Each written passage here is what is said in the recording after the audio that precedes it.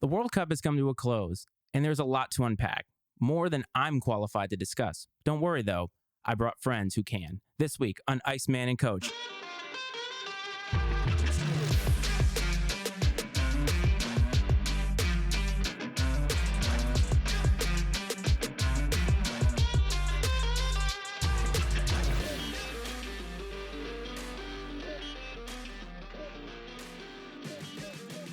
What's up, everyone? Welcome back to another week of Iceman and Coach. It's me, the Iceman, Matt Fraich. Coach is not here this week again. He's taking care of some family obligations, so hopefully we'll be able to get him for the last show of the new year. I said at the top of the show, we are going to talk about the World Cup, and when Coach is not here, I generally like to talk about things that interest me that do not interest him. There was a lot to unpack in the World Cup. It came in with a lot of controversy. A lot of people were, I guess, made uncomfortable by a lot of the things that were surrounding the World Cup. And even though there were a lot of things that happened during the World Cup that we could continue to talk about, I actually want to get away from that stuff because I talked about it last week and talk about the action on the field. And I'm somebody who's a little bit more of a casual fan, although I have gotten into it a little bit more, but the nuances of the game really escape me. And so I have brought in some people who I know can not only educate myself, but educate you a little bit. And that are some friends, Noel and Julie.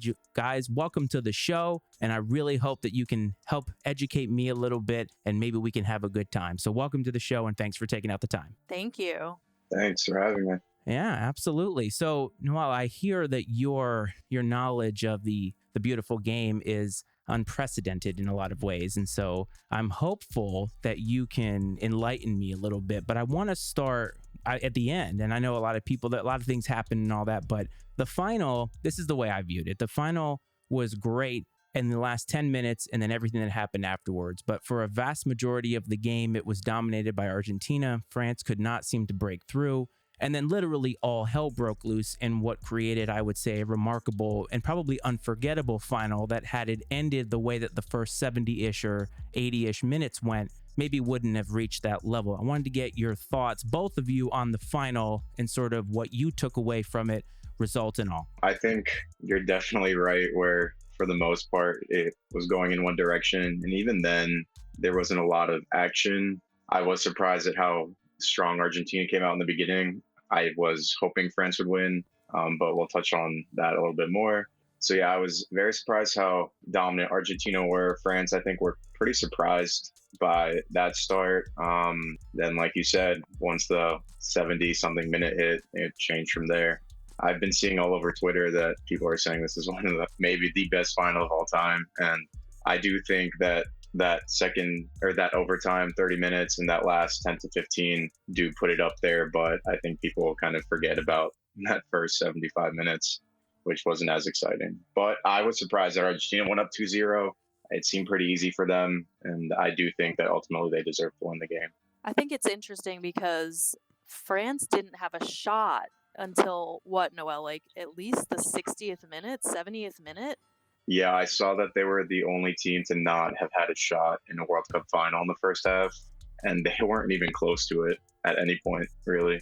So it's interesting because they're ranked pretty high. Argentina is also ranked high, but you expect with two, I think going into it, Argentina was number 2 and France was number 3 in the rankings after Brazil. So you would think that these two squads would be able to figure it out. And Noel and I were talking during the World Cup and we were saying, okay, let's see what happens at halftime. The French coach is going to figure it out. They're going to make some changes. They'll work around this defense. And they didn't. And so that, I think, was what was really surprising to me, because you'll see sometimes the first half will go differently than you expect, and then strong teams will adjust and they'll come back. But that didn't really happen for France until very close to the end. I wondered to myself if maybe France had run out of the magic, because I know that they came in with a lot of players injured that probably would have made the squad. I mean, they still had a great squad, no doubt, and making the final is nothing to sneeze at. But I did wonder if perhaps they finally reached the end of I don't want to say getting lucky, but obviously it takes a lot to overcome the kind of injuries. And in American sports, we see it all the time. No matter what happens on the field, if you have crucial injuries, it's very difficult to be good and stay consistent. But then it was like, you're right, France really could not get out of their own way. And Argentina was playing in a way that I hadn't really seen them play quite to that level, and against a squad that had looked really good for the most part the entire tournament. And then everything just flipped. Noel, I agree with you, though. I think everybody is a prisoner of the moment. And this happens all the time, where whatever we just saw is the greatest thing ever. And it takes a little bit of time, I think, to process that. Now, I think the three of us can probably do it a little bit faster. And I said, I'm sure that this is really up there, but not having seen every other one, I can't really say. But it just was a remarkable finish to the game, the way everything happened. And what was awesome about it was Messi and Mbappe basically going back and forth with each other over who was going to one up the other. And at the end of the day, each team would have been satisfied with our best player is going to take over this game. And I think that that was the best part for any casual fan. Yeah, I would definitely agree. I do want to give Argentina a lot of credit for the way they played, because probably up to the semis when they beat Croatia pretty comfortably, I still didn't have them as a potential winner. I didn't think they were that good. I mean, they started off losing to Saudi Arabia, and looking back, pretty much every big team lost. So or lost at some point. So I mean, it's not that big of a deal. But like you said too, I think that they came out, the best version of themselves came out to start. I think that caught France by surprise. I do think there is some truth that France probably is exhausted. I think their depth players is unmatched. I think they have the deepest squad of players that they can pick. And I think their starting lineup reflected that, even missing Benzema, Pogba, Conte, a few other players that could be easily started. Their starting 11 was still the caliber of a World Cup final starting 11. I just think that they were really caught by surprise and then couldn't really figure it out. I do think that the last 15 minutes were insane. I haven't screamed like that. Like, I'm a big fan of the sport, as in I watch a lot and absorb a lot of content, but I'm not the type of person to freak out or like scream at the TV. But when Mbappe got that second goal, I couldn't believe it.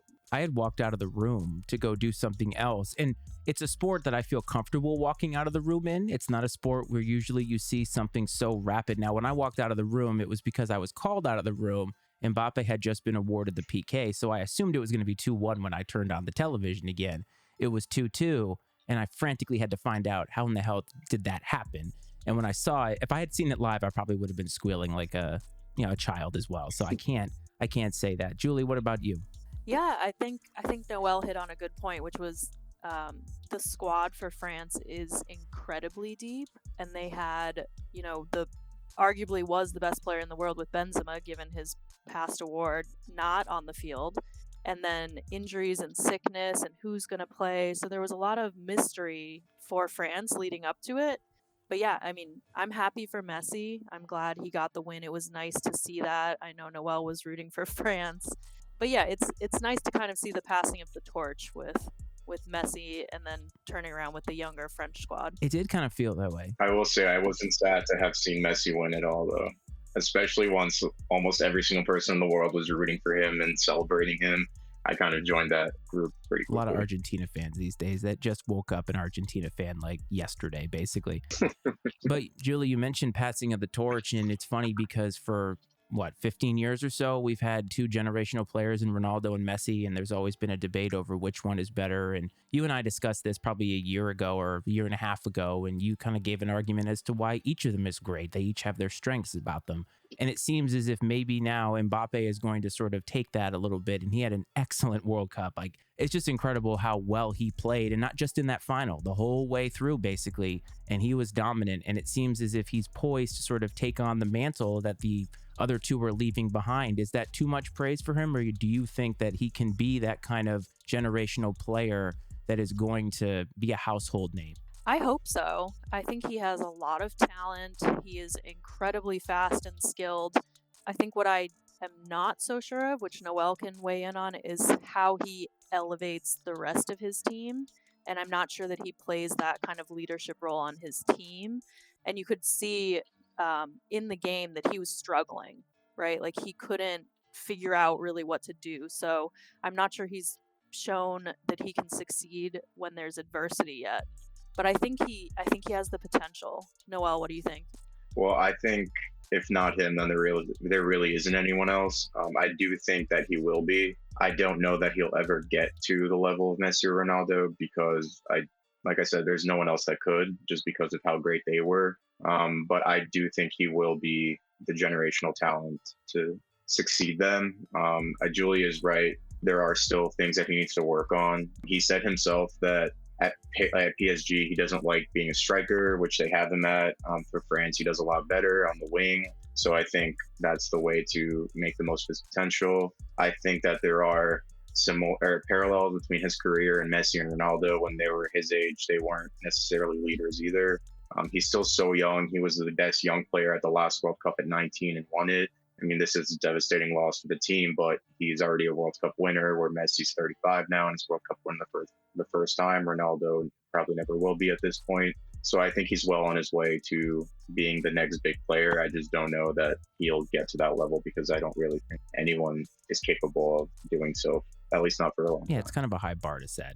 I admit that it's a high bar to set, but he is 23, and it feels like he's been around a lot longer. I was actually somewhat surprised that he was that young, given his pedigree up until this point. But at 23, would I have been able to handle that moment? And a guy like Messi, who's been around the block quite a bit and been in big games, and it's easier for him to probably lead his team with a little bit of poise. But when you're used to being ahead and you're used to being good, I mean, the announcers were talking about how he's accumulating goals playing subpar competition with PSG. And maybe he's used to being a front runner. And sometimes you need to have that loss that kind of elevates you to the next level. But I will say this about him, and my wife said this too, didn't look like he broke a sweat the entire game. It was unbelievable. I was like, is he that good and skilled that he just doesn't seem like he's trying that hard? Like, I don't understand how after 2 hours of playing that game, he looks like he just got out of the shower. Well, I think his youth is a big factor in that. I don't know. I mean, he's tireless. I think he does need to work on working with his teammates, but I think he's best when he's on the wing. Like I said, I don't know. I mean, hopefully, that if he continues at that like that, where he's just playing for fun, basically, then he's going to go far, very, very far. And I think he will. I really do. And I think he's going to be the best player for a long time. But time will tell to see how successful he will be compared to the high bar set before him. Julie, do you think he'll be a transcendent star? Because like Messi and Ronaldo are recognizable internationally, and maybe he already is, but they are so much more popular even beyond the sport that they play. I think so. And I think part of that is just the nature of when he really came in. Social media is so much bigger now, although Ronaldo is one of the top people followed on social media. So it's not like I think the top. The top, yeah. So I'm not sure he missed that, but Mbappe is coming in a time where that's acknowledged, understood, utilized a lot more. So I think he does have the opportunity to really be an international star like the others did.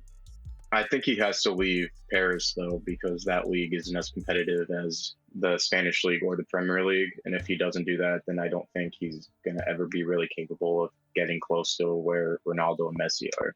I think that's a must, and probably sooner rather than later, because he's 23 now.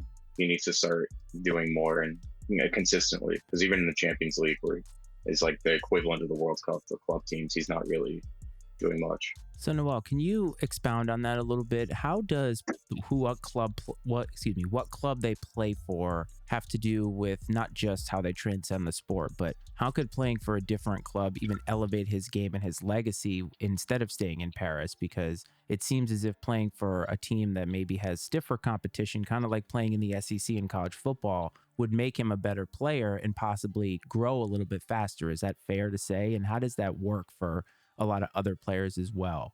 Yeah, I think it's definitely fair to say, and I think that's usually how it turns out. So I mean, in Europe and all over the world, every country has their own league. In the US, we have the MLS, which isn't anywhere near as competitive as most other leagues, most of their top leagues at least.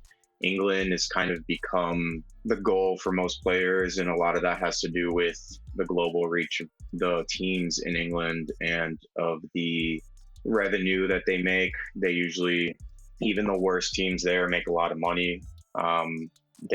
Teams that generally aren't as competitive in England can still sign pretty big players because that's a lot more exposure for them, and that's a stepping stone for a bigger club. In France, where he's at, PSG is really the only competitive team there. So week in and week out, he's playing. His level of competition is pretty minimal. He only re-signed because they offered him an unprecedented amount of money this past summer when his contract was going to expire.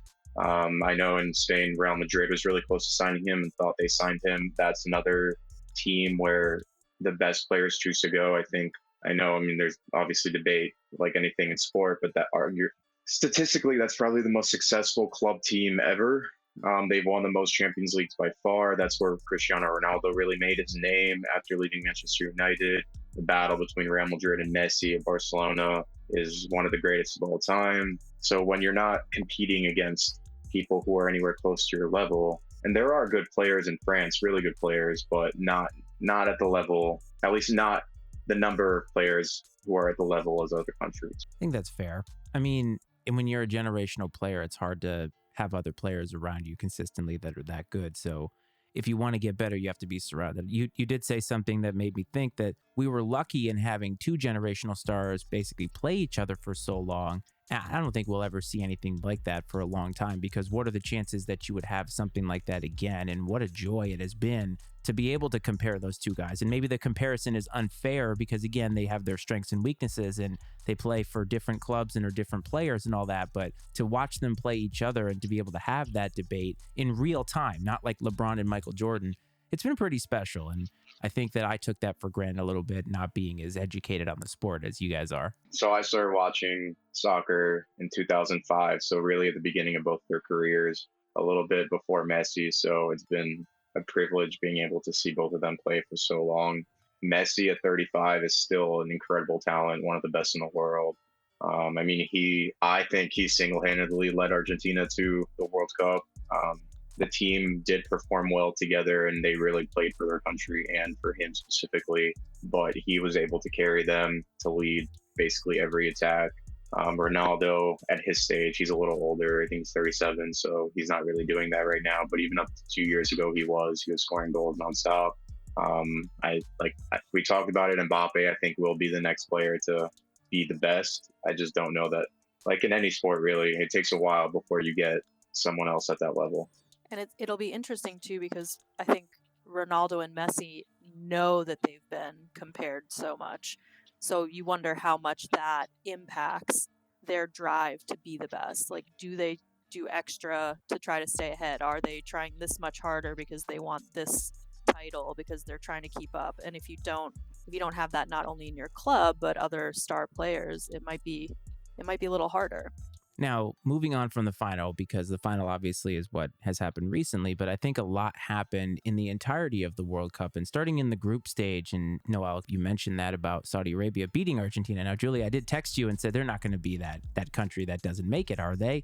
And it wasn't them. You were right in your assessment that it's just a speed bump, but we saw a lot of big time countries who usually are pretty consistent duck out after the group stage. And is that just a matter of it's hard because it's every 4 years and these teams age out? I remember Italy a few years back, was it 8 years ago, didn't make it, and that team was extremely old and they just got old. And Germany was the one that stuck out to me. I know Belgium didn't make it after having a great run in the last few years. And do you chalk that up to just it's really tough competition? Did they not show up? What do you think happened with some of these countries? Because a lot of them stood out to a lot of the casual fans as, wow, I can't believe they're not in it anymore.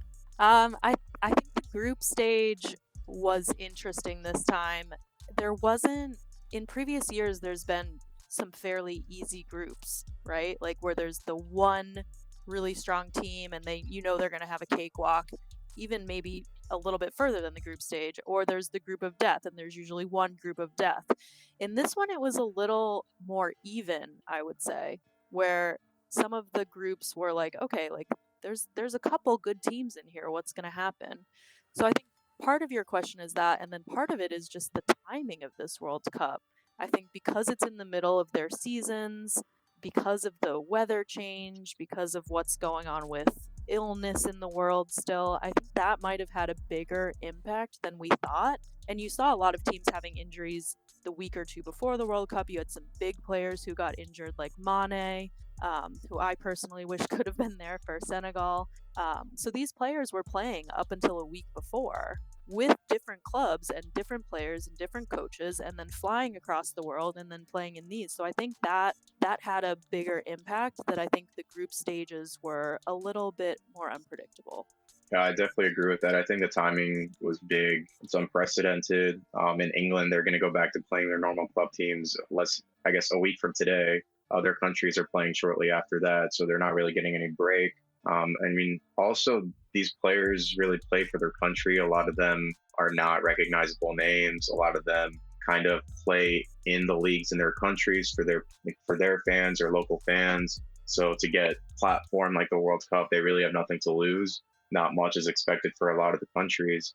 And by the time teams like France and Brazil got to their last group game, they lost, but they were also playing players that probably wouldn't have started.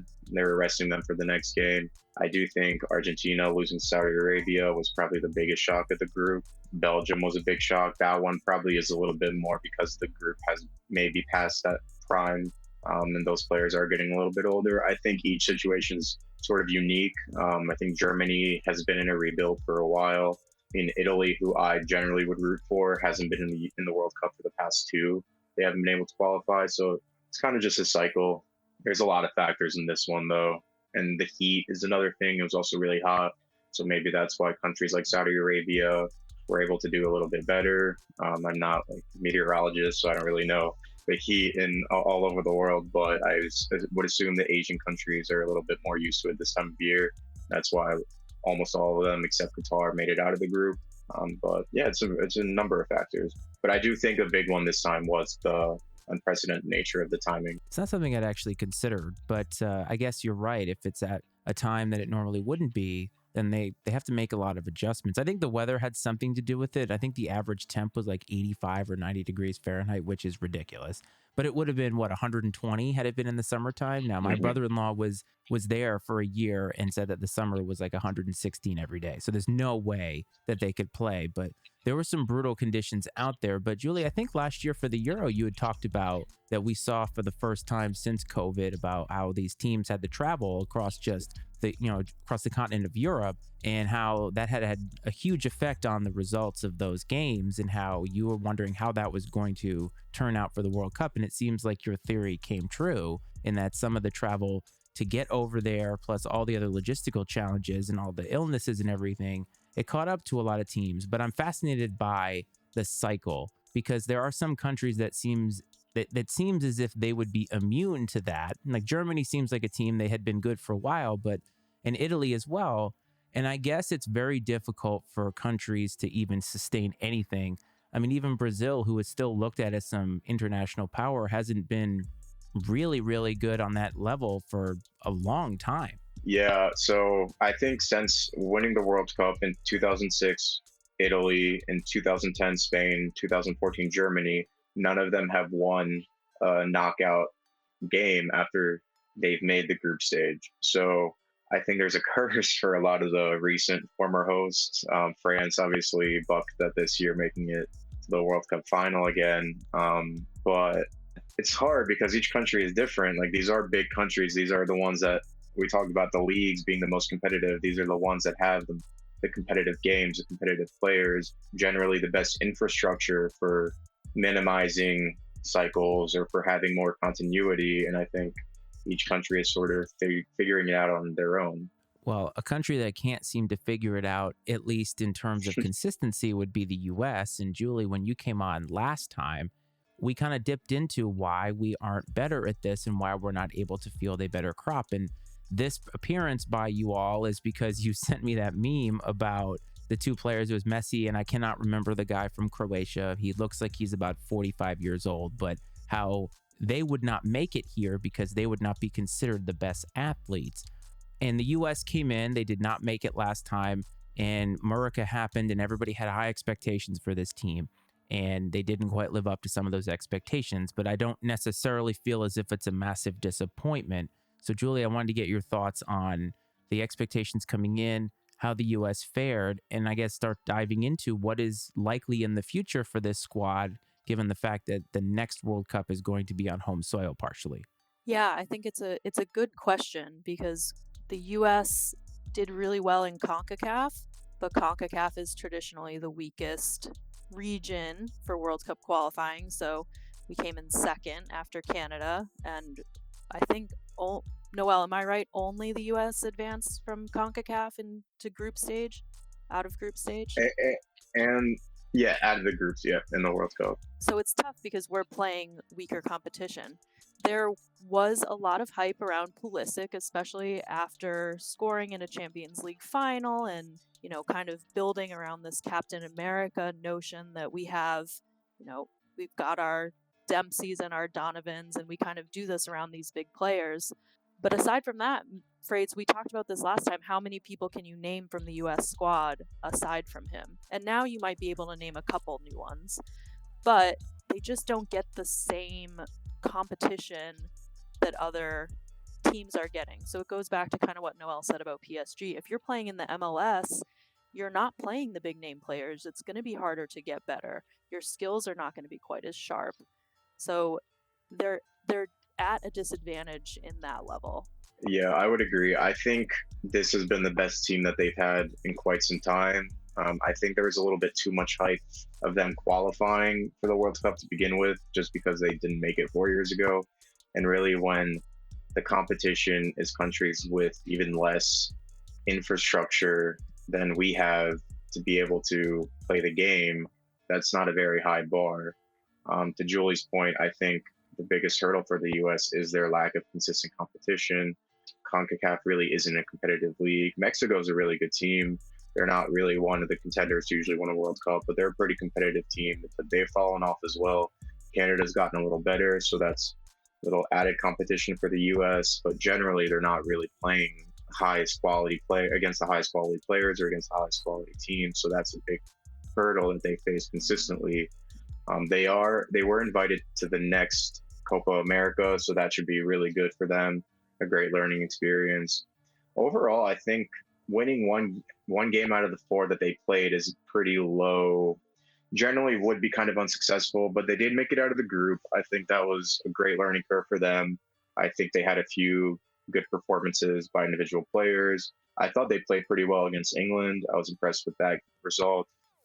The Dutch are just a better team with better players. So having made it out of the group, I think that's about all that we could really have expected, although I would have wanted a much better performance against the Dutch, kind of to go off strong. Like, if you're going to lose, go out swinging, but that wasn't really the case. I saw a lot of casual fans, or what I consider casual fans, really getting on the U.S. for how they played.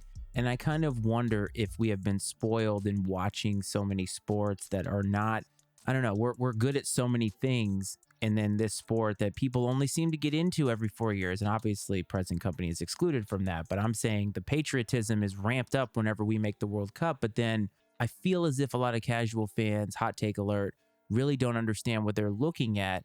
Everybody wanted Berhalter fired. Everybody thought Pulisic was terrible. And it's like, folks, just calm it down a little bit here. They played well given the circumstances. And if you don't understand that the U.S. is vastly inferior to a lot of these teams that are there, just given all the things you laid out, then you're going to be sorely disappointed. And we have an issue getting talented players up to this level. But even if we got the best players that we could possibly field, not necessarily the best athletes, but the best players, would it really matter? Because they wouldn't be playing top tier competition. And it's just the way that qualifying is set up. Like, we can't play Spain or France in qualifying. It just doesn't work that way. I don't know. Am I being too harsh on a lot of these American fans, or is there some truth to this? Well, maybe a little bit, but there's definitely a lot of truth to it. I mean, we talked about the club level. It's the same at, I guess, the country level. In Europe, they have the European Championships every 2 years in between the World Cup, and it's really almost every top country playing except the Argentinas, the Brazils, and the occasional great outstanding performer like Morocco. The U.S. doesn't really have that. The Copa America is going to be the closest thing, but I don't remember the last time they were invited. It certainly hasn't been for a while. I mean, I think Pulisic is a great player, but he's not going to win you a World Cup.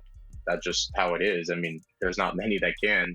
Messi did it, but we already talked enough about how there's not going to be another Messi for a while. Mbappe probably will win another World Cup. I think there's a good chance of that, but Pulisic isn't going to do it on his own. I do think that there's a positive trend, though, for younger players that have started to go to Europe and play for European teams. at a much younger age.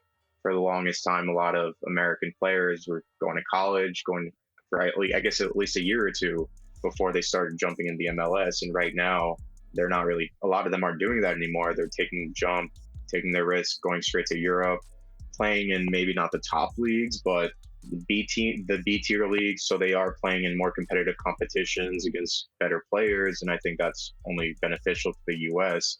The more that progresses, the better that is for the U.S. as a whole. I'm definitely on the fire Greg Berhalter bandwagon. I've been for a long time. I don't think he's a good coach at all. I mean, he seems like a nice guy, but coach, I don't think so. There was that whole drama between him and Gio Reyna that seems to have been resolved, but I think that I would like an American coach to be in charge because most of the countries are coached by at least people who are familiar with the leagues, if not directly from there. So it would be positive for us to be led by an American coach, but not him. He's got a great shoe game. I'll give him that. Yeah, he does. I don't think Julie likes the rest of his outfit, but his shoes are on point. Yeah. I think he looks like someone's dad on the sideline. That's me. You know that, right? You just totally threw shade at me because I call myself Kirkland Chic. I'm wearing a Costco sweatshirt and like $400 Jordans. So please don't give me the Berhalter treatment. Please don't.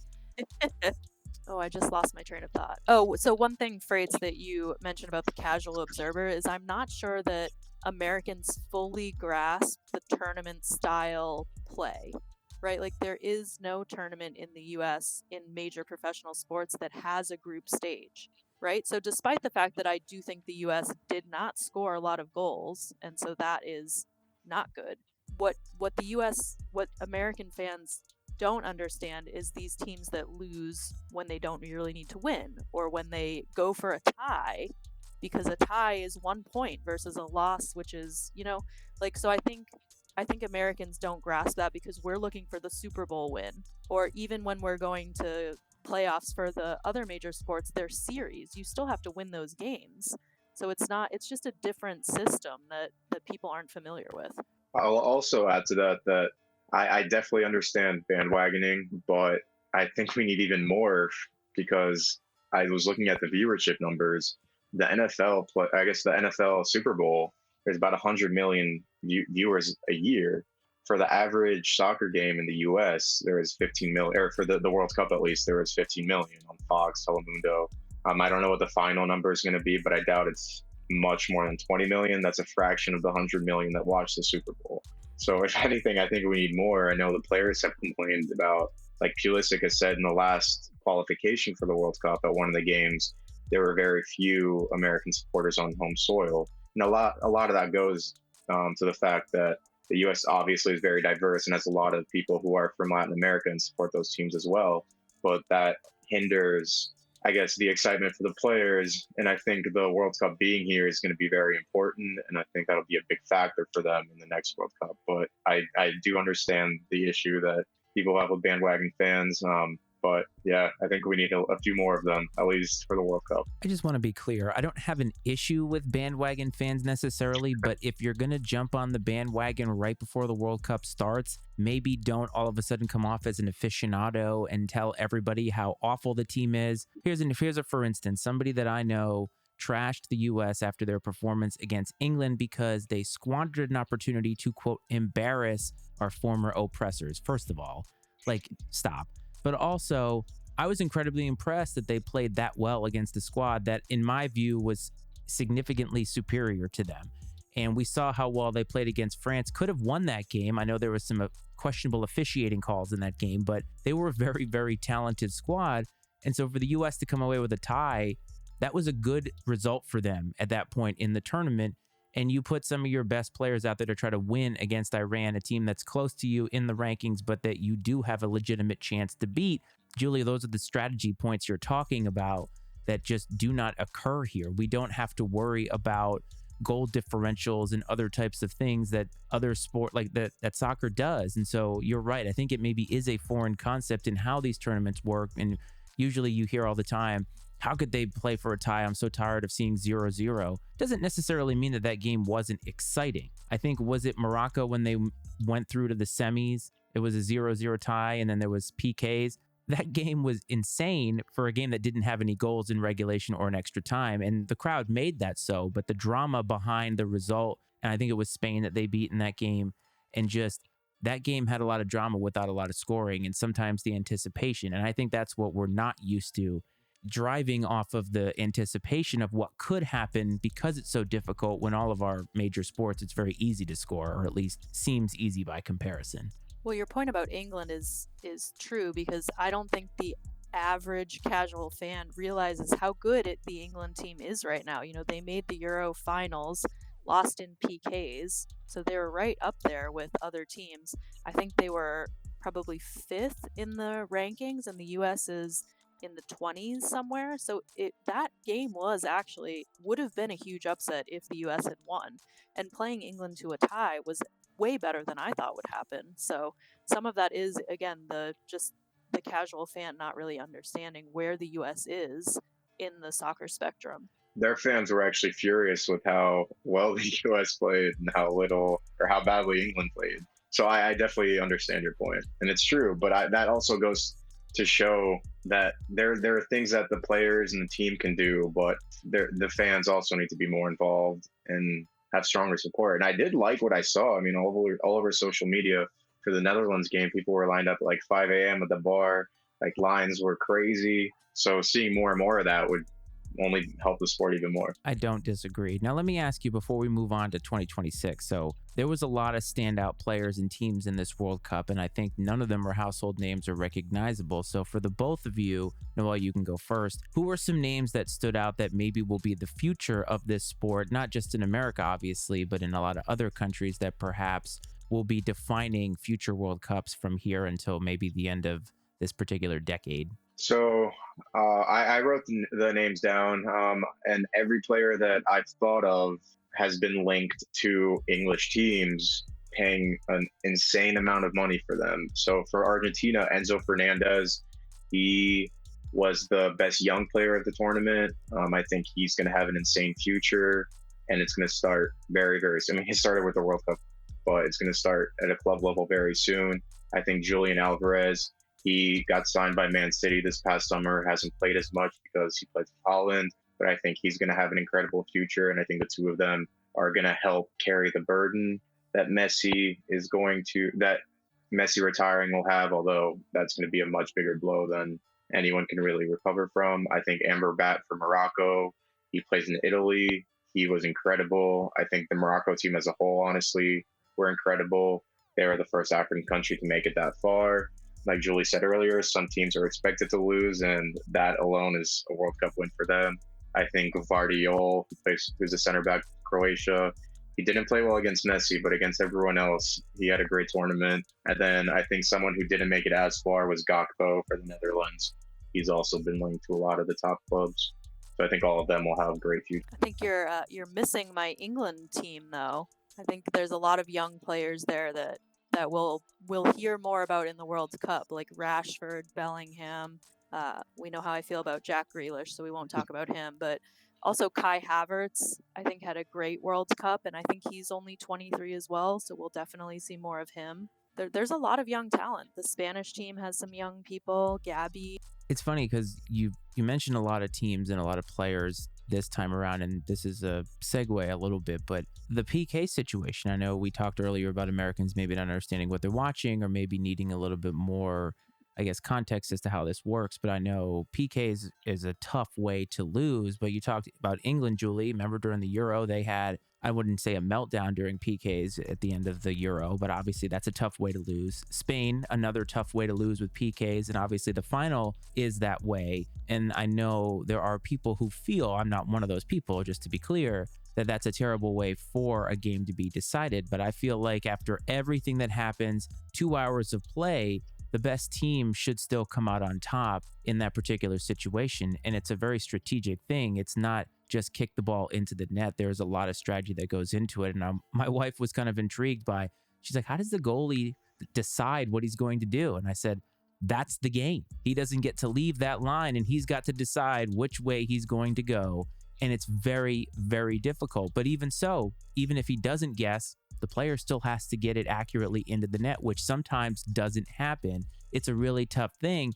How would you explain, Julie, to the fans that are listening now who maybe think that way about why that is a valid way to end a game based off of just everything that you know about the sport and your experiences? I'm sure you've had experiences doing that.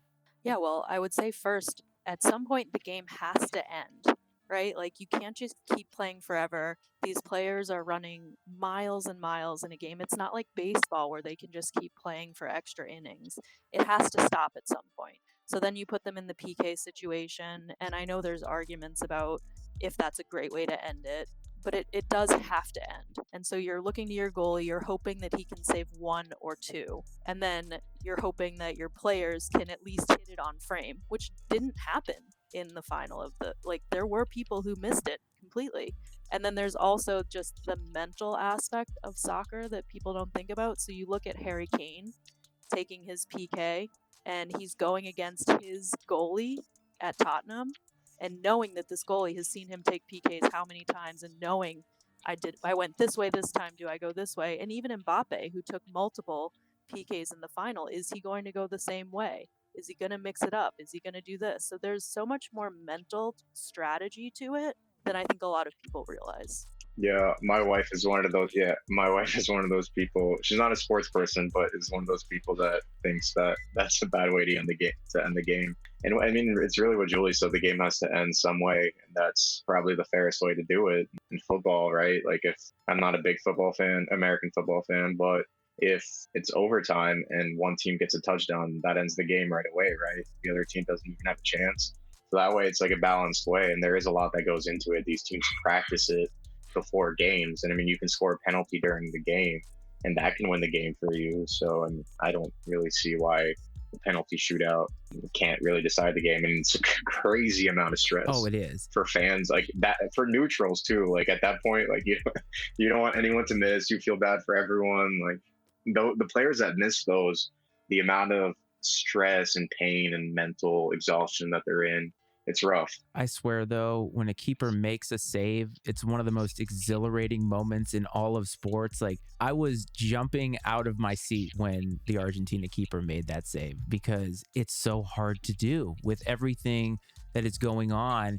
And it's one thing if you guess wrong and the player misses, but when you actually get your foot on it, like, and the save, I believe, Julie, was it during regulation or is it during extra time where the keeper came out and got his leg on it? And I was like, I don't even know if anything can get better than what I just saw right there. Like, that is incredible and just highest drama. I mean, it's drama of the highest order. So I don't know how somebody couldn't like it. I mean, I get it if you're not used to watching it. It seems cheesy, like, oh, just kick the ball into the net. It's so easy, but there's a lot of strategy that goes into it. I agree. So let's move on to 2026. I believe we're going to be hitting North America. It's not all of America, but there are a lot of states on here. Is it ever possible to say that there are some early favorites in this World Cup? Do some countries look poised to have a very similar squad in 4 years, or is it just way too early to tell? There's too many factors. Noel, to you first. Well, I think generally between World Cups, there's a lot of players that continue from one World Cup to the next. I mean, anyone that's mid 30s, it's probably a little too late for them to go to the next one. I think the next one will probably have the same favorites as this one because mine are Brazil, France, England, and Spain. I think their teams were on the younger side this time, and the core should probably be there for the next one. I thought Messi would retire immediately after winning the World Cup, but he said that he's going to keep going. And knowing his talent, I wouldn't be surprised if he's a game changer at 39, 4 years from now. But if he's out, I don't really see Argentina being as competitive. But those four, I think, are the four that are going to be the favorites going in. I'm trying to think of another big surprise. I think Netherlands and Portugal have talented squads. And there may be another Morocco who can get maybe even farther. But I think for right now, it's going to be the same favorites. Yeah, I agree with Noel. I think Brazil, even though they didn't win the World Cup, is still ranked the number one team as of today. So you know that speaks to their talent level. France has such that deep bench that we talked about, although Benzema has said he's not playing international soccer anymore, but he wasn't even in this one. And then England, like we just talked about, their team is young. Spain is young. Those players are going to just keep getting better. So I think those four are really the ones we're going to see kind of lead the charge. I think some of the older ones we're going to see fade a little bit more. Belgium is going to fade a little bit more. Netherlands may fade a little bit more as they just get older and don't have those players. Croatia also could, if Luka Modric retires, which he might, they won't have the talent to continue these runs.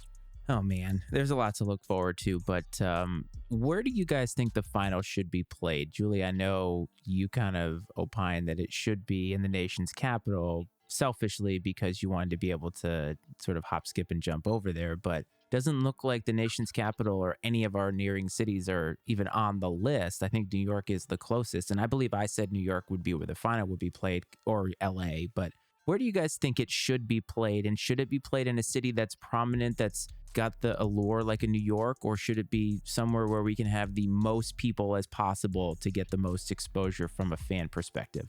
I think right now what they're saying is the leading contender is Dallas. I wouldn't have been surprised with New York. I wouldn't have been surprised with Atlanta because of the last World Cup. But yeah, I think Dallas is going to get it, and Noel can probably explain a little bit more why that is, but I do wish it was on the East Coast. I think it's just the biggest stadium. I would think that they'd want the highest revenue, and Cowboys game tickets are insanely expensive. I mean, most NFL games are, but especially Cowboys. I think they're the richest franchise, right? So in the world of any sport. So there is an attraction there, but I think it has to be in New York, New Jersey. Like, I don't really think there's any other option, honestly. I kind of agree because New York, the Big Apple, I would feel as if that's something internationally known. And I mean, yes, Dallas is known to people here, but Jerry Jones isn't some international star. New York City, the Statue of Liberty, that's all international. That would certainly be a hell of a lot easier to get to than anything else. But I think it's exciting, but I do wonder too, and this is, sort of off topic, but with it being here or being predominantly here, does that already put a very, very high bar on the U.S. squad to make it and do well? Because I know a lot of people are already looking to 2026 and thinking this could be where the U.S. makes its noise. But unless some of the factors change that we already talked about, it's going to be very difficult for them to push through. So it hasn't been confirmed, but as a host, I think that it's widely expected they'll automatically qualify, which would have been a massive scandal if they didn't otherwise. But I think that bar will have been met at least.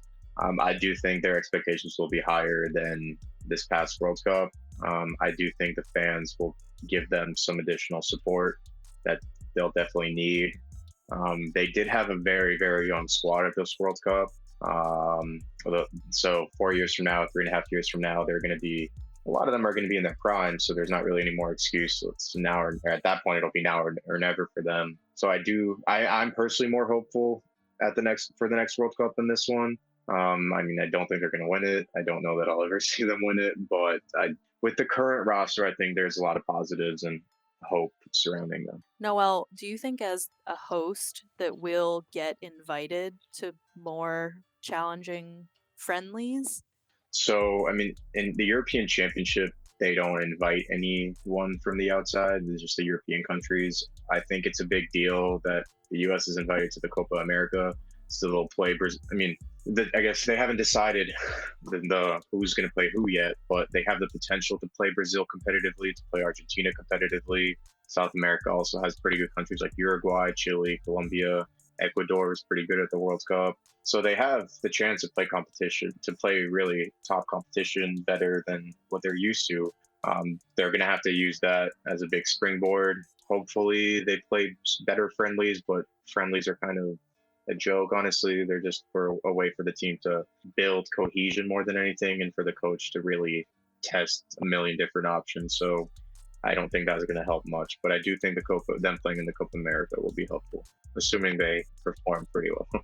How do these things work? You said that it's by invite, and is there a reason why so many of these continents keep to their own continent when maybe it would help the game in terms of there being a larger pool internationally of teams where you could play stiffer competition? Because if the U.S. needs to be invited, and it's unprecedented that they would be, it seems almost impossible for them to be able to play any real competition outside of almost a once-in-a-lifetime invite to the Copa, as you mentioned. So, unfortunately, that's kind of just how it is. I mean, they have the World Cup every 4 years, and because of that, they have the World Cup every 4 years, and generally the 2 years in between the World Cups, each continent has its own mini continental cup. So South America has its own cup, but South America has a small number of countries in the continent. So they usually invite one or two countries to join the competition. I think this past one they invited Qatar as the host of the World Cup. I'm assuming that's why they're inviting the US. I know they've invited other countries in the past, like Japan. I don't really know exactly how they figured that out. In Europe, it's really just the European countries, but there's so many of them that they have to qualify just to even get there in the first place. I think they're kind of trying to. Well, there's talk about making the World Cup every 2 years. I don't think that's going to happen, but if that happened, then maybe we'd see the U.S. win at some point. But that kind of would devalue it. I don't know. It's just geographically, they're not in a position where they're close to the most competitive countries with the players with the best infrastructure. So I don't know. I don't have the answer to that. I don't know if we'll ever get one. They better not make it every 2 years. That would devalue it. I think the whole point of why it's so difficult, and I believe only Argentina there was only 8 countries that have ever won the World Cup total. And that's astounding if you think about the long history of it. And when you hear that, you think, whoa. And it's like, well, there's been 5 different ones in the last century. This century. But if you think about the long history, a lot of repeat winners. So it's difficult. And the reason why is because it's every 4 years. And if we want to be better, we have to learn how to be better within the margins of what we have to deal with. And it's not an easy sport. So for all you US fans, it's okay that we're not good at this and we may never be as good as you want. There's a lot of other sports that we dominate in that maybe you'd care less about, but just go to the Olympics for that kind of domination, because we do really well at a lot of these other sports that nobody's ever heard of or only cares about every 4 years. But it was really exciting for me. But before we get out of here, I want to hear from each of you. Julie, you can start. Any parting thoughts on this World Cup and things that maybe we haven't touched on that you want the listeners to know? I think it'll just be interesting to see how technology continues to change the game. So I'm interested in seeing how that evolves. Like we saw in this one that the VAR really acted as another referee, right? Like people were off by slight inches, body parts, even fouls were called back by technology or given, cards given. So I think as we move towards that, I'm interested to see how that changes the game. So that would be my kind of one thing that was different this year and will continue to evolve. I think the biggest thing I noticed was that they added a bunch of more time at the end. That was kind of a pilot program that FIFA was implementing. So for people complaining about PKs, they'll have a little bit of extra time in the game. And I know they're trying to make the games longer, and there's not really any other way to do it. So they've started to implement that.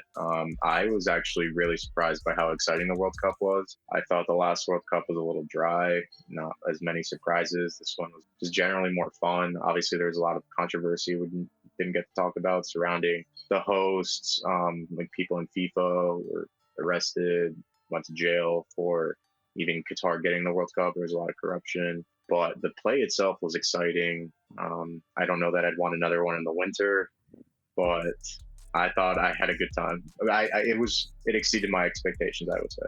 Certainly did for me. And if you ever want to talk about those controversies, I'm certainly open to it.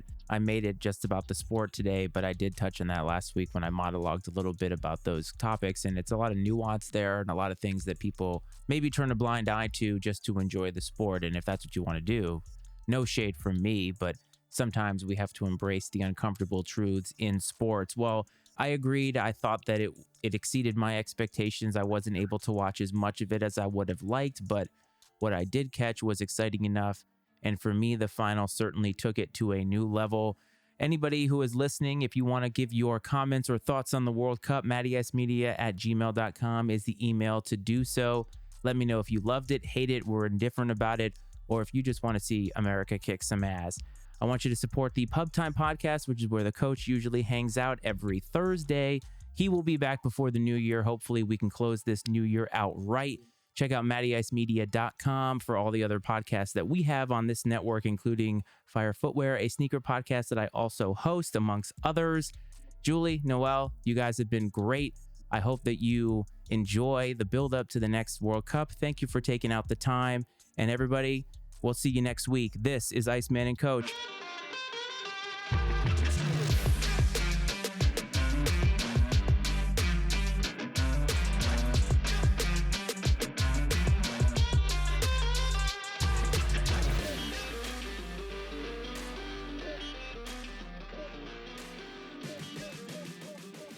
The opinions and viewpoints expressed on the Iceman and Coach Sports Show are those of Matt Freitz, Brad Powell, and their guests, and not necessarily those of the Matty Ice Media Network. The Iceman and Coach Sports Show is exclusively owned by Matt Freitz and Brad Powell and is brought to you by the Matty Ice Media Network.